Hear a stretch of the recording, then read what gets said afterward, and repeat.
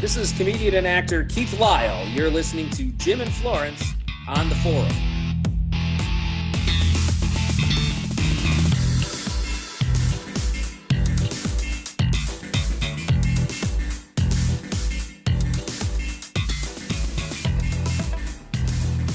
Hi, everyone, and welcome to the Forum with my co-host, Florence Carmela. How are you, Florence? I'm doing great, Jim. How are you? I'm very well, thank you. And the fervor with our next guest, she is a special person. She holds a special place in my heart. I fell in love with these people on Yukon Men in the Alaskan wilderness, just an amazing lifestyle and the Athabascan lifestyle. We wanted to talk to her. I wanted to bring her on. And Stan, we had him on, Stan Zaray, and people were so appreciative. So I said, I got to get Courtney on. So without further ado, why don't you introduce this amazing guest? I would love to. She is a wonderful woman. We've actually been tweeting to each other on Twitter, and I think Yukon Men was one of the best reality And we have with us today Courtney Agnes from Yukon Men. How are you, Courtney? Good. How are you guys? We Doing are great. As good as could be. I'm excited to talk to you. We've talked a lot off the air, but let's talk. Has it amazed you? Because I told you off the air, literally the article I did on you, the 2-part article, which we're going to re-release. Has it surprised you that people just can't get enough of this show and of you guys? And how do you feel when you hear that people are still interested in you? Oh man, it's been pretty crazy. The following, the fan crowd that I've tried to interact with and, inform people about our life in Canada. But to see 2 years after the show has been done, people are still interested in following us. And for me, that's kind of really cool because, I live in an isolated village and it's kind of neat to see everybody still interested in how we're doing and what we're doing and what's going on. That's fantastic. Now, I wanted to give a huge shout out to my brother in spirit, your dad, Pat, because he's a big Raider fan. So I'm giving a quick Go Raider shout out to him selfishly. And I hope he's doing good. Talk about Archie, your family, your kids, before we get into what we want to talk about in regards to your life in Alaska. How's your mom? How's your dad? How's your family? How's everyone doing? We're all relatively really good. My mom's health has been really like a yo-yo, up and down. She was living in Anchorage in an assisted living home. That didn't really work out with her, unfortunately. And we found that she was able to move home to the assisted living home here in Tanana. So she's here and we get to see her all the time. My girls get to see her all the time. And my dad's really good. He's busy with getting our fish camp ready. He wants to move the dogs down and start living down there, and he's really excited about that. He was actually just here having coffee. And the girls are good. School just got out yesterday, so oh my gosh, the girls came home from school yesterday and then they were already off running around town and visiting everybody and just being wild. And yeah. My oldest is 10 years old, so we got her a cell phone. And one of my biggest thing is, you got to check in. I got to know where you are, what you're doing. So she just called like half an hour ago and she said, Mom, I'm down at Auntie Cynthia. Is this a good check-in? And am I okay? And I was like, yeah, this is good. We've been busy getting ready for summer. Archie's home now. He works a 2-week schedule, 2 weeks up north at work and 2 weeks home with us. So he's on his 2 weeks off now. Oh, fantastic. And we're good. We're getting ready to go on a camping trip right now. We're going to go pack up the girls, pack up some food, and we're going to go camp out on a sandbar tonight. So we're really excited. Oh, nice. How That's exciting. Great.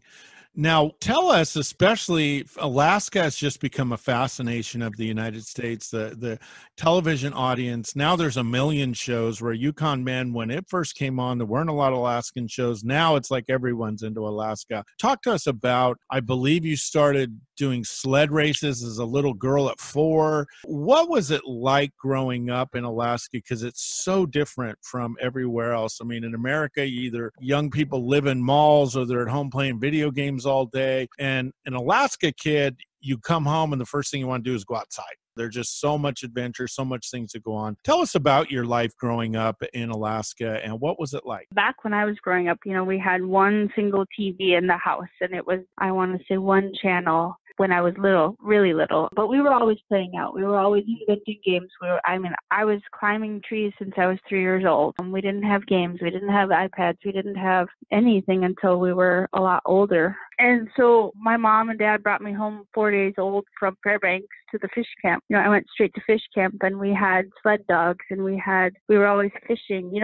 We grew up, and we were always working, always doing something, whether it was planting a garden, driving dogs, cutting fish, hauling water. We didn't have running water back then either, so we were always hauling water, and we had endless chores. And so funny, my 10-year-old daughter was telling me last winter, she said, "You didn't have chores. You never had chores." And I stopped and I said, "Child, you don't even know what chores are." Because we had so many responsibilities from when we were little, that we always had to help. And, to this day, she complains that she's the only kid in town that has to do chores. And I'm like, hello, you live here too. Why am I responsible for your mess? Why am I responsible for cleaning up after you and taking care of you and feeding you and clothing you and all this junk? And she tries to give me attitude. And I'm like, well, I can have your phone back. That's fine. I'm sorry. Wow, imagine that. The mom in control of the family. Wow, I wish we have kids. What am I supposed to do? Tell them no? Yes. So that. Yeah. Now, the one story for those of you that didn't read my article, first of all, shame on you for not reading Jim Jack's article. But for those that didn't, tell us. The story is still being talked about online. Tell us the famous story about you and your brother on the beach, what you found and the dangers that lurked beyond. Oh my gosh. So in the summers, my mom worked constantly throughout our life. She supported the family. Dad always took care of the dog. Dad was a stay-at-home dad with me. So we had a lot of fun together. But when we got kind of older, when I was about, I want to say 10, and Thomas is 4 years older than me, and he was 14. So we were left alone at camp. It's just right down, not even a mile away from work from them, and we had to get up and water dogs. It was our responsibility to take care of the dogs in the morning. We'd get up and eat and water dogs. And so we were left to our own devices. We didn't have cell phones or games or anything to do, so we always just found something to do and played and have fun. The runway is right there. So as kids, we grew up playing baseball on the runway and kick the cans and Annie over, and we'd play tag in the smokehouse, like climbing around like in the smokehouse like monkeys. And so Thomas and I got up and we did our daily thing, and we were watering dogs, and we were done, and we were sitting there and we're like, well, what do we do now? And he was like, hey, Dad had this parachute found this parachute at the dump. And I was like, okay. I didn't know what the heck was going on. And I was followed with whatever he did, because he's always bigger and I was a tiny kid, and he would have beat me up if I didn't listen, And so he said, let's try this out, because it was kind of a windy day. And I was like, okay. And we go out to the runway, and he said, hold this. He strapped himself in. I don't know what he was thinking. I didn't think about it. I was too young. And so he said, hold this end up. So I threw the end up, and it raised up in the air, but it didn't take off. And I don't know what he was thinking, like if he actually took off. And I was just like, okay, I just did what he told me to do. And it didn't really work. So he said, we need to go down the bank. And I said, okay. So we packed it up, and he walked down the bank, and he said, oh yeah, this is going to be good. And he said, okay, lift it up again. We got it all stretched out, and I lifted it up again, and the freaking wind caught that parachute, and he just went woof. And I was standing there, my eyes went so big, and I was like, oh no. And he didn't take off in the air, but I swear it pulled him at least 5 feet up in the air, and he landed, and he just got drug at least a half a mile up the river on the rocks over the mud. Oh my God. And he was like yelling at me, sis, as he getting drug over the rocks. Help me! And it hit me, and I couldn't stop laughing, and I was running my hardest. I was tiny. I was a really tiny kid, and I was running as hard as I could. And I remember I ran about a quarter of a mile, and I was still trying to get him. And I slipped in the mud, and I was on all fours, and I was trying to get up, and I kept slipping, and I was laughing so hard I couldn't even get up. I was like, the things We had a parachute once, and we did it, and that's why this story is so funny to me, because I remember our friend Robert was on it, and we could not stop him. And we actually did this at our 6th grade, and it was we could not stop laughing because it looked like he was going to go for miles, and there was nothing we could do. And gosh, he probably got beat up pretty good. Yeah, he was pretty bruised up. He actually got caught on a log, hung onto it till I got there to release him. What'd your parents say? I don't think they even knew until a couple years later. We never told them that kind of stuff. Heck, having bruises on you in Alaska, no problem. Cuts and bruises. Yeah. No problem. Let's talk about you as a teenager. How was it to date and just to meet people, one, being in Alaska, and two, with so few people? I was always so socially awkward. I didn't really, it wasn't my thing to be the cool one. I wasn't the popular girl. I was the nerd. Everybody cheated off my homework and stuff like that. And I had a boy haircut till I was in 7th grade because my mom couldn't stand dealing with my hair. I would say I was the late bloomer. I didn't have any looks until I was like in my 20s. I don't know. I didn't really date until I was 18. I didn't care to. I had like boyfriends in basketball, but they weren't anything serious. We always just hung out on basketball trips, but nothing more. But yeah, Tannen is so small. There was only maybe 300 people that lived here back then, and there's like anywhere from 150 to 200 now. You're related to almost everybody here, so you have to look elsewhere to date or anything. But I was always the nerd. I didn't really care to be popular or accepted or whatever you want to call it, the social norms. Talk about your dog sledding, your racing, and your dogs. You and your father been a really big person in your father's life where you've helped out so much the dogs. Talk about your dogs and what they mean to you and what you exactly do in the racing field. Okay. Oh my gosh, I can talk for days on this. My dad had dogs since 1974, and he used them recreationally for trapline dogs. Mm-hmm. And then as he, got, I would say more rooted here, he moved here when he was in high school and has stayed here ever since. He kind of cultivated sled dogs, where he started racing them. And my dad has had dogs since before I was born. So growing up, I was always playing in the puppy pen with the puppies and walking them and crawling in their dog boxes and just hanging out and playing with them. And I knew all the dogs. I knew where they went, who their sisters was, who their brothers were.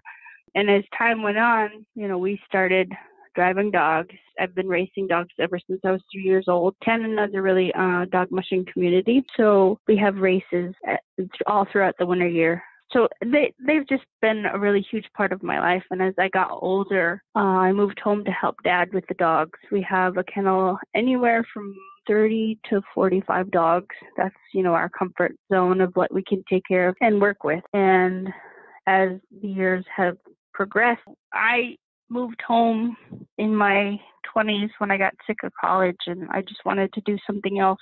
And I started racing competitively across the state with our dogs. We've had a kennel of 30 to 50 dogs ever since I was born, Wow. And so it was a lot of fun at that time because I never really knew how to race competitively. Other than, kids races, I never had to structure a team myself, and I never had to figure out how they work together and how they work with me. And so I spent my 20s learning about dogs, which is kind of really cool because as the years progressed, I got more and more patient, and I figured out how to work with them. And they really prepared me to be a mother. It was pretty cool. I was excited about that. Because what amazed me, Courtney, if I could interrupt you, is the personality differences in each dog. That's one thing that I didn't really understand that much, but they really are different. Yeah, I always said that I equate dog musher and the dog team to a teacher with a student in the classroom. The dogs, each individual dog is as different as each student in the classroom. Mm-hmm. I've taught beading classes across the state, and everybody's different. Every child's different. And every dog has their own little quirks. It's so fun to get to know each of them, you know. And one of the greatest things that I really like to do, my dad will buy a dog or he'll get a dog from somewhere, and it's super, super scared and skittish. And the type that a person that I am, I will like look at the dog and I'm like, you're going to love me. You know, I'm going to make you love me. And it's super funny, but there's this dog that we just got a couple weeks ago from somebody. My dad's in wheeling and dealing and getting dogs and doing this. And so my dad pulls this dog in the crate off the airplane, and he opens the crate, and the dog has a collar and a chain on it, and he grabs the chain, but it slips the collar and it like runs away. It's gone. Oh no. Like gone. Yeah, he has this guy that's helping him, and he's like, he comes over the house to borrow the four-wheeler to try to catch it. And he said that dog went out onto the river when there was still ice and stuff. And he said, oh yeah, that dog like ran away. It's gone forever. And I was like, oh crap. So I put it on Facebook, and everybody's like keeping an eye out for this dog. And then somebody calls and he said, hey, your dog's running up the river. So I hop on the snow machine and I run out and I chase it at least 2 miles. And he is wicked fast, and he's super skittish. So I catch him because we get into some deep snow. I catch him and I sit there with him and I just talk to him and pet him, and then I bring him home and we put a collar on him, we tie him up and we feed him. And then the next day I get this call from this guy that helps dad with dog, like getting dogs. He calls and he checks on the dog because he knew that he ran away. And I said, oh no, I caught him, yeah. But I walk out to water the dogs the next day, and the dog is gone. He slipped his collar again. And I said, well, I caught him, but he's gone again. So I was like, crap, okay. So I get the dog water ready, and I bring the buckets out to the dog yard, and he's sitting in his dog yard, in his area. Oh, wow. And I was like, okay. You know, looking at him, I'm like, okay, I see you. And then I walk over to him, but then he runs away. You know, he's a really skittish guy. So I go to the next dog, and I'm talking to him and petting him. And that guy, he comes straight towards me, and he's like, pet me, please pet me. And I was like, okay. So I grab him. He's gotten loose 5 times since that first time that I re-caught him. Mm-hmm. And so we put 2 collars on him, and we figured it out. But every time I go out in the dog yard now, I'm like, I always listen to music when I water dogs, and I sing at the top of my lungs like a loon. And he gets so excited to see me. He's like, you'd never think he was a scared dog. So I'm like, hey, you love me now. You know, it's super funny. Dogs are so cool, and love dogs. Alaskan sled mushers. Oh my gosh, they're amazing animals. Just very loyal, great personalities, and strong as oxes. Wow, they are incredible. Now, I wanted to ask you. I never asked you. We'll go off base a little bit. Dad, Pat, become a Raiders fan? Oh my gosh, I don't even know. That's like an in-depth 2-hour question. If you would ask him, I don't know. Ever since I've grown up, there's always been Raider decals all over the house. And he was watching every Raiders game, and we just went to Fairbanks a couple months ago, and we're at the DMV, and we're getting our tags, and this guy walks in with a Raiders coat, and my dad like gives him the nod, you know, he's their Raiders fan nod.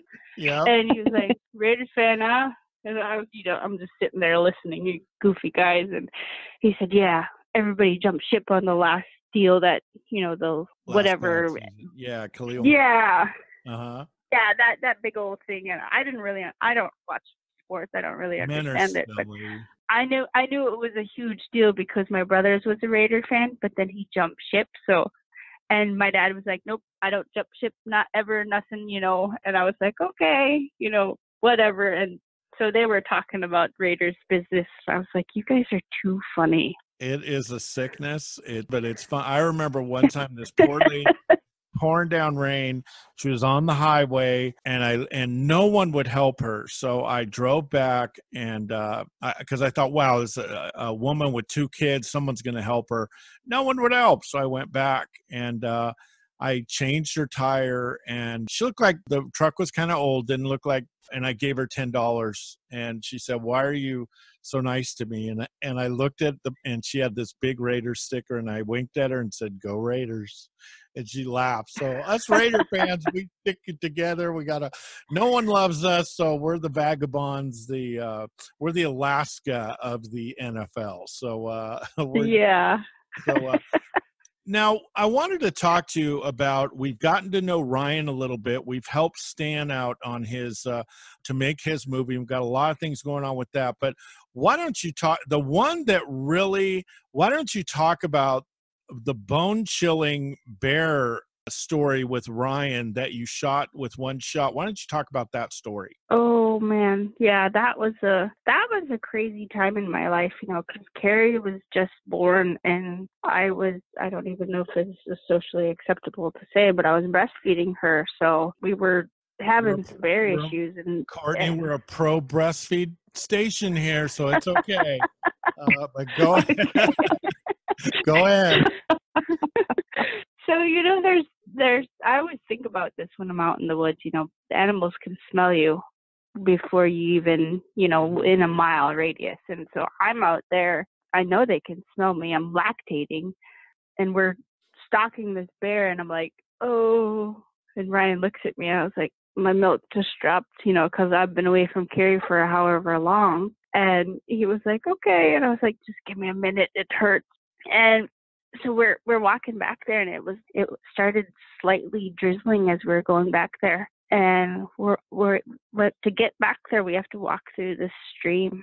And I have this feeling like there's hair on the back of my neck. I'm like kind of freaking out, but I have to pay attention to how I'm walking, because I need to be quiet when you're walking through the brush and walking through the water, and you have to, dip your toe of your boot in as you walk, just to keep the noise down. And he had the same feeling too, Ryan did, and he's right behind me, and I keep stopping and listening, but you can't really hear because it's raining on your hood. But I had this feeling, and then he had the same feeling, so we were just kind of cautiously moving along really slowly. And then he looks, and he said, "Courtney, right there," like he whispered, like, as best he could.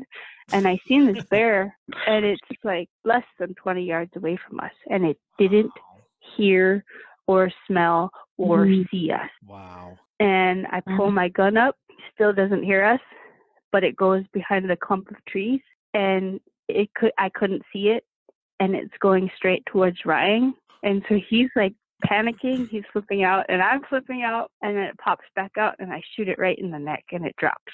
It's dead. Wow. I bet you Ryan had a huge hug for you. That's amazing. Wow. Yeah, we didn't move for like 10 minutes. We were sitting there, and I had another shell ahead, and I'm like sitting there waiting for it to do something, and I'm like trying to breathe, and he's like, finally, I'm like, "Is it dead?" And he's like, "I think so." So scary. Oh my goodness. We sit there for another 5 minutes, and then I was like, "I think I need to hug Ryan."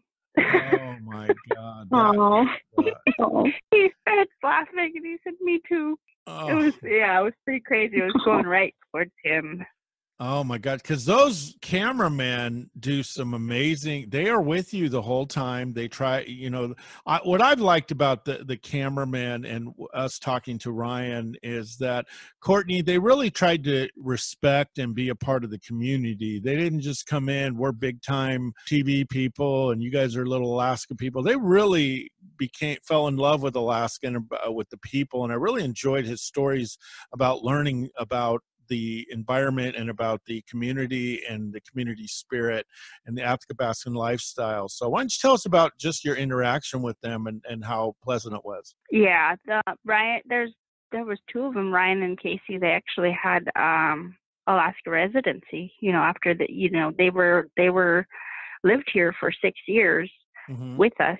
So I guess it would be really hard for people to come in and not and film us and not understand how we live and how, our social economics are, how, it was really hard I don't know how to explain it, but it was really hard for Archie to film because he wasn't comfortable with the personal basis that some of the cameramen got close to him. So he would always back off and not want to film. And that was fine. But like Ryan and Casey actually took the time, spent the time with our families to get to know us and knew what was acceptable and what wasn't. And because they basically lived with us. I mean, Casey lived out at camp with us for 2 weeks. It was so funny. He was the guy that, like, we were like, there's leftovers. And he was like, leftovers? Somebody's going to eat it? I can't let that go to waste. So it was super funny because he went home to be in a wedding and he had to let out his tux. Like a lot. Oh, wow. Wow. Ryan said, best salmon in the world. Best salmon in the world. Yeah.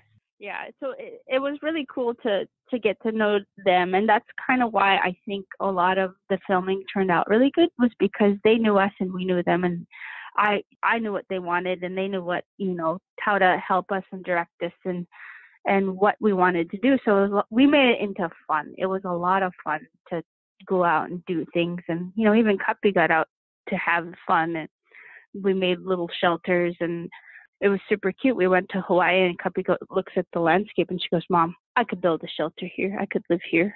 And I was like, okay, that's I bet. really cool. Yeah. Now, with your children, and your husband, when you guys have downtime, say if you have a time in the evening or even on the weekends, what kinds of things do you guys like to do as a family? What kinds of things are your daughters into? Oh man, we do so much as a family. It's a lot of fun. For right now, we have 3 litters of puppies, and it's so cute. Their responsibilities, the girls' responsibilities, is to acclimate the pups, to play with the puppies. Wow. I mean, who doesn't want to play with fat little puppies? Yeah, how fun. That's my dream. That's my dream. Yeah. Yeah. It is my dream. He knows that. 10 minutes before I called you guys, guess I was out there feeding the puppies, playing with them, and they're so fat and funny, and it's so cute. Sounds amazing. And, my girls do everything with us. We do everything. We go boating, we go fishing, we go hiking, we go 4-wheeling. Cuppy's 10 and she's starting to learn to cut fish, and I think she's ready to go hunting and just doing cute little stuff. But tonight, school is out, we don't have to go to school anymore, and the river's clear of ice, so we went out last night to the sandbar to play. Wow. And tonight we're gonna go camping on the sandbar. So they have little mini 4-wheelers that we're gonna throw in the boat and go to the sand dunes and pitch. That's amazing. It sounds so picturesque. Like, it sounds so beautiful. Like, it's such a beautiful existence. I wish I could do that. We lived in Fairbanks, and all we were doing when we lived in Fairbanks is a city of like over 50,000, and all we were trying to do there was to pack up to get out of town. And here, wow, here all we do is spend money on gas to have fun. We just throw some food in a cooler and go and play. Summertime, all winter my girls have been saying, I can't wait till summertime. We can go and swim. We can go and do this. And a typical summer weekend, if we're not fishing, we're out at the sandbar and they're swimming all day. I mean, it stays light out. They swim all night. We don't have to get up and do anything in the morning. And so we just swim. And the only requirement, is sometimes I'm like, we need to get out of town. I'll grab a boatload of kids, like half of them are my nieces and nephews, and they bring their friends. Their requirements, I have rules, is don't leave trash in my boat or on the sandbar. You pick up after yourself, and they have to get their own firewood. I'll bring food and hot dogs and s'mores, but they have to get their own wood to build a fire. Wow. So you're teaching them, basically teaching them how to take care of themselves, which is really important. You Alaska moms are tough. Wow. Well, no, it's good though. I'm the meaty goat. My nephew Trevor, he's 14. He brought one of his friends who's the same age, and I kept telling them, I said, hey, you guys, you need to pick up your trash. You need to pick up your trash. And they said, we will. But they didn't pick up their trash. There was Pepsi. Those 2 boys brought Pepsi cans. We don't drink Pepsi. And so the next time that we went out swimming, they tried to to come, and I said, I'm sorry you didn't clean up your trash. You can't come with us. And they threw a big fit. But, you know, rules are rules. Wow. And Trevor, my nephew Trevor said, my auntie told you, you know, pick up your trash, and you didn't listen. Yep. See, So you're that's teaching them to take responsibility. wow. Yeah. Imagine that. Fantastic, Courtney. That's why we like you. Now, Courtney, when I did the articles, I did get some hate. I have to admit, some publications came after me about supporting the show, and not a lot, but some publications came after me. Why don't you explain, and most of us get it, why don't you explain the Athabascan lifestyle, what the environment, hunting, all that means to you, and why it's so important to keep that spirit alive in the next generation? One of the huge things for me is, like, I kind of try to live a organic life, I would say. I don't buy a lot of processed foods. I try not to get too much junk food, you know, for my kids. And hunting and subsisting for us is vital, because the salmon and the moose that we kill and eat is organic. It's healthy. It's not processed. It doesn't have antibiotics. It doesn't have steroids, you know, built into it, pumped into it. And that's huge for me, because I feel like there's a lot of factors in American and, you know, people's lives that adversely affect their health. And as for our dogs, you know, for me, having a dog team, they keep me healthy. You know, I keep active, I keep doing stuff, and it's a way for me to teach my children responsibility for themselves and for other things, and respect. Respect is huge for me. You know, in the Athabascan culture, respect is vital. And, you know, nowadays, you don't see a lot of kids that respect their elders, that respect anybody. True. And that's like a huge thing for me. Is I taught my children, I said, you don't interrupt when people are talking. You don't see a lot of that anymore. And it's kind of a crazy thing, you know, with the show, we get a lot of people that really think we, or that say it, they feel like we abuse our dogs, that we don't feed them. And for one, like, my take on it is, like, I've never seen an obese or overweight athlete unless that's like a sumo wrestler. You know, that's what they do. You know, I've never seen an Olympic runner that had more than 10% body fat. You know, and I mean, I can tell you the amount of fat that we put in their diet, the vitamins, supplements the thousands of dollars that we spend on them, and they still think that we abuse and don't take care of our dogs. And that's one thing that I've always fought, and that I just, you know, you can't really change internet bullies' minds. You know, they're sitting behind the computer screen and they can judge you, and that's fine. I'm not going to spend my entire life trying to change their mind. I will just live my life, and I will do what I do. And if they don't agree with that, then I don't know what to tell them. I think That's true. Yeah, I have a little Indian in me, and I think the one thing that I was taught by my grandparents and everything is that I don't hunt, but I do respect the fact that people do hunt. They don't go, it's not like you guys are killing animals and doing selfies with your foot on top of its head or anything, or bragging how you killed this and you killed that. You guys use this for your lifestyle to feed your families, to clothe yourself, to keep yourself warm. It's not something out of trophy, it's something out of necessity, but you respect the animal, you respect the land, and you respect the environment. Why don't you talk about that as well? Yeah, that, you know, one of the things that I feel down to my soul when I'm out in the this area, you know, I am from here. I belong here. You know, this land doesn't belong to me. I belong to it. That's how my connection to this area, you know, people were saying on Yukon Men were trying to tell me that I was a pioneer woman, and I really didn't.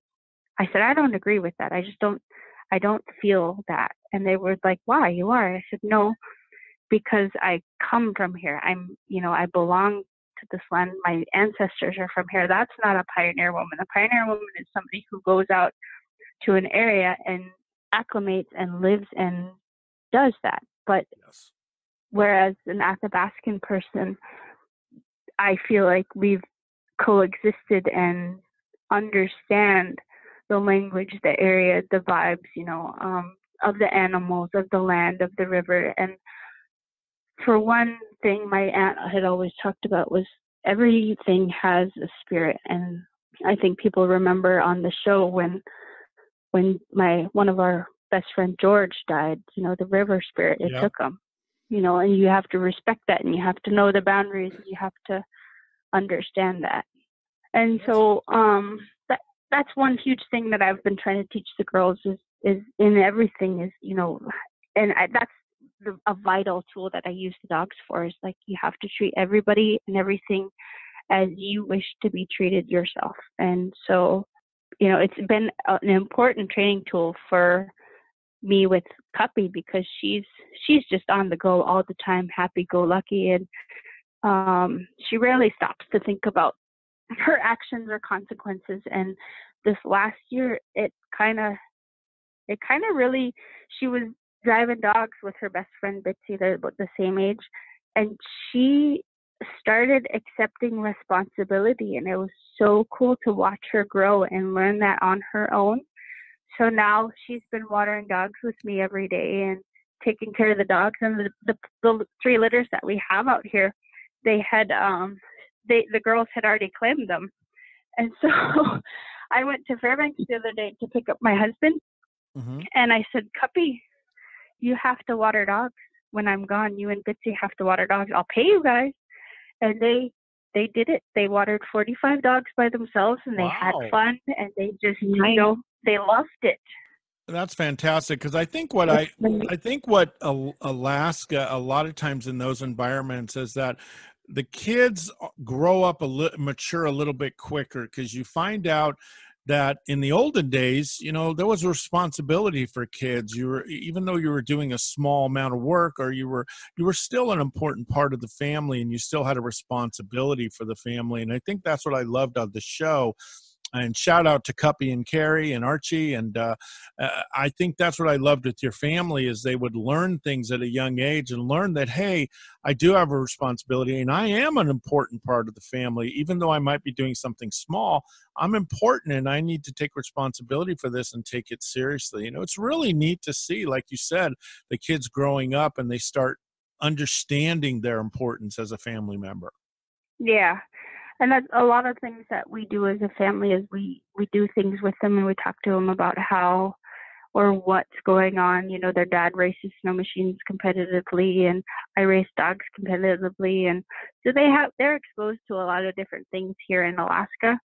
A real quick story that I wanted to tell you about: last winter, I went to Anchorage to race in the Anchorage for Rendezvous, and it's a 25-mile race through downtown Anchorage, across Anchorage, over overpasses, through parks, dog parks, on the old Campbell airstrip. So it's a really grueling race. And that first day I did really well. So there was like 20-something teams in that race, and I came in excited, and I the girls, and they were exposed to that. Cuppy was helping me on the avenue, and she was helping hook up dogs, and I was talking to her and telling her what was going on, what I expected of her, and what I was doing and what the dogs are doing. And mostly I was trying to stay in tune with the dogs to see how they were feeling and how they were doing. And then the next day we had a mishap off the start. Yeah. And that threw the whole entire team's out of whack, and I dropped down to 13th place, I think. And for me, that was like really devastating, because there was a lot of different factors that were against us, and I was trying to keep it all together, but we just fell apart as a team. And that's one thing that I really take pride in as a dog musher is that team isn't me. It's not about me. It's about them, me and them. And So I was really, really devastated that night, and I was trying to get through it, think about things that I could have done differently. And my daughter went out to drop dogs with me because they stay on the dog truck and they have to use the bathroom. And we just wanted to check on them, see how they're doing and feeling. And I was really kind of depressed, and she climbed on the top of the dog box on the truck, and she started singing Whitney Houston and I Will Always Love You. Oh, at the top of her lungs, and she's just going to town. And the dogs start howling with her.